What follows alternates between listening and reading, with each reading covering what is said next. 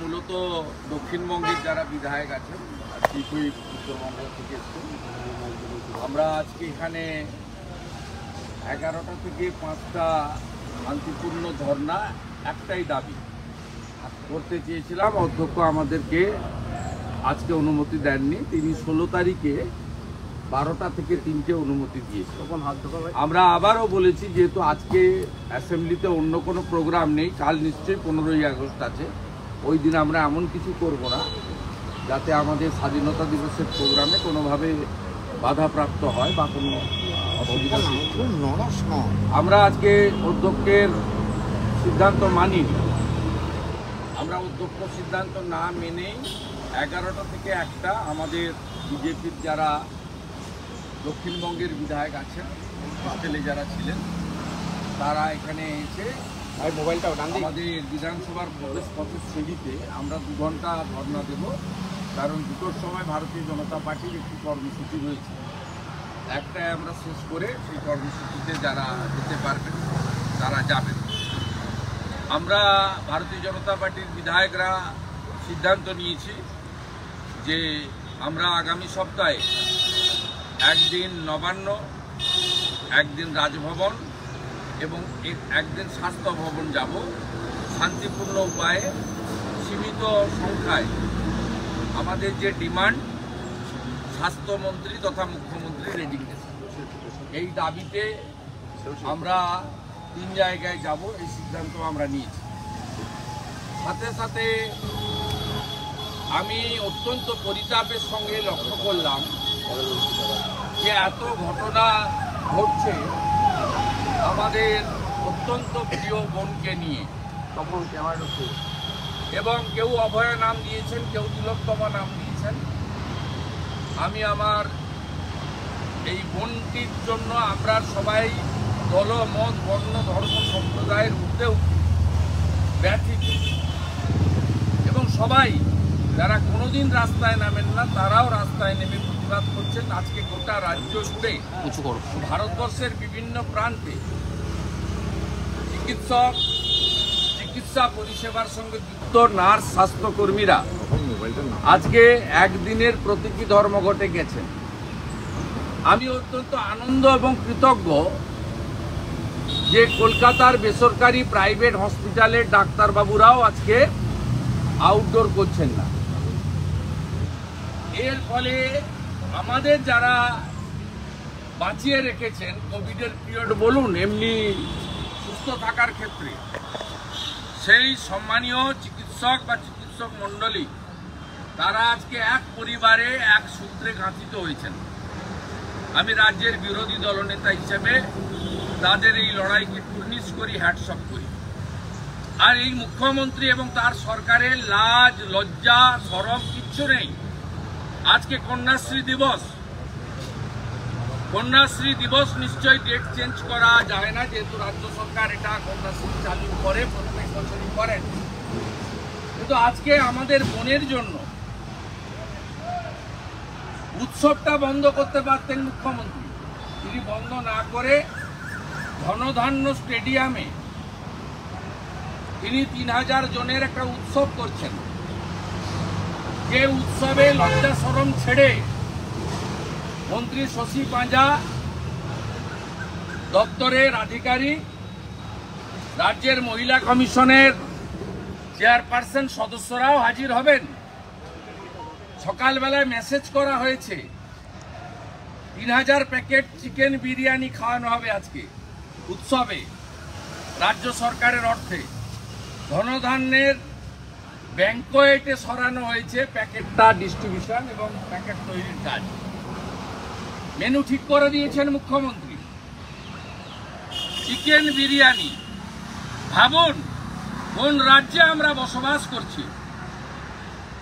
এ লজ্জা রাখার জায়গা নেই। একদিকে গোটা বাংলা বাঙালি কাঁদছে, ভারতবর্ষ সামিল হয়েছে। মহিলারা আতঙ্কিত, যারা একটা সময় মমতা ব্যানার্জির জন্য গলা ফাটিয়েছিলেন। আমি বেশ কয়েকজন বিশিষ্ট মহিলার পোস্ট দেখছিলাম।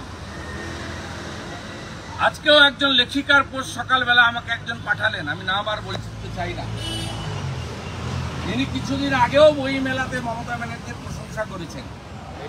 তিনিও বলছেন আর নয়, সহ্য করা যাচ্ছে না, পথে নামবো, রাতে থাকবো। গতকাল খড়গপুর IITর ছাত্রছাত্রীরা রাত কাটিয়েছে, আর মুখ্যমন্ত্রী 3000 প্যাকেট চিকেন বিরিয়ানির অর্ডার দিয়েছেন উৎসব করার জন্য।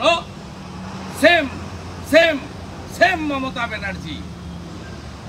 দাবি এক, we want resignation from the chair of the Chief Minister as well as the Health and Police Minister, Government of West Bengal.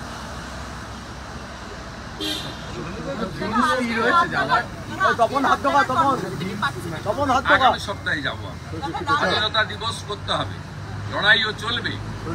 আমাদের বোন, কেউ অভয়া বলুন, কেউ তিলোত্তমা বলুন, কেউ মামনি বলুন, তার লড়াই একটা ব্যবস্থার বিরুদ্ধে লড়াই। এ লড়াই একদিনের নয়, এ লড়াই অনেকদিন চলবে, যতদিন না মমতা ব্যানার্জি প্রাক্তন হচ্ছে।